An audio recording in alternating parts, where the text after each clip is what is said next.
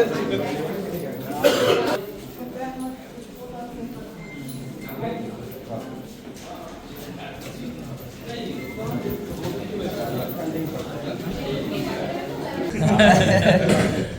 के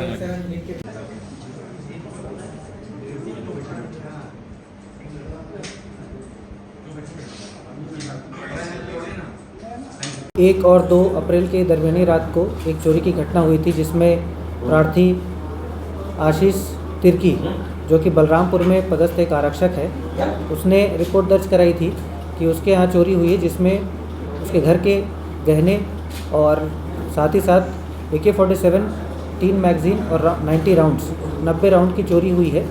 तो जैसे ही पुलिस को इस चोरी के बारे में पता चला तो पुलिस ने पूरी ताकत से इस चोरी का पर्दाफाश करने के लिए मेहनत की, जिसमें जितने संदिग्ध चोर थे जो पहले चोरी के प्रकरणों में गए हुए हैं उनको वेरीफाई किया गया, CCTV कैमरे देखे गए, मुखबिर से सूचना प्राप्त की गई, CDR एनालिसिस और साइबर एनालिसिस के माध्यम से हमको 2 लोगों के ऊपर शक हुआ। ये 2 मुख्य आरोपी थे, सागर चौहान और प्रहलाद वासुदेव चौबे। तो इनकी तलाश की जा रही थी साथ। तो इसी दौरान मुखबिर सूचना प्राप्त हुई कि ये दोनों कहीं पे देखे गए हैं। तो जब पुलिस ने इनको उठाया और इनसे पूछताछ की गई तो पता चला कि ये लोग चोरी में संलिप्त हैं। तो इनके बयान के पश्चात सभी जो आइटम चोरी हुए थे उनको बरामद किया गया, जिसमें घर के सोने चांदी के आइटम थे और मुख्य रूप से AK-47 और 3 मैगज़ीन के साथ 90 राउंड्स उसको भी बरामद किया गया।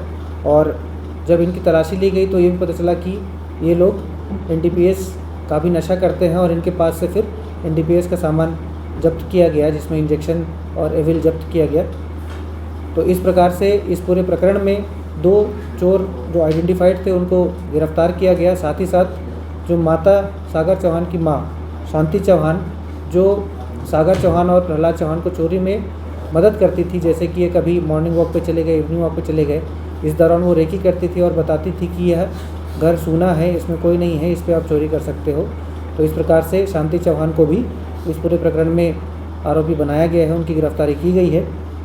इस प्रकरण में पूछताछ करने के पश्चात ये भी पता चला कि दोनों चोर ने पहले भी गोधनपुर और राजेंद्र नगर शांति शिव मंदिर के पास चोरी किया है। उन दोनों चोरी के भी आइटम्स हमने जब्त किए हैं।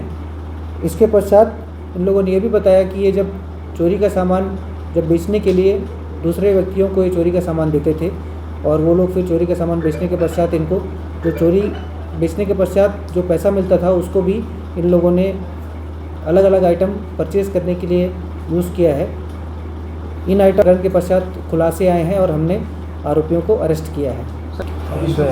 सर कौन कौन से धारा के तहत कार्रवाई की जाएगी?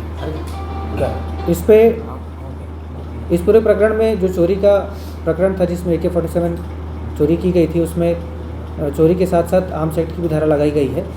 और पूछताछ के पश्चात इन्होंने बताया कि जो वेपन चोरी किया गया था उसको निश्चित ही ये लोग किसी भी बड़ी घटना को कारित करने में उपयोग कर सकते थे।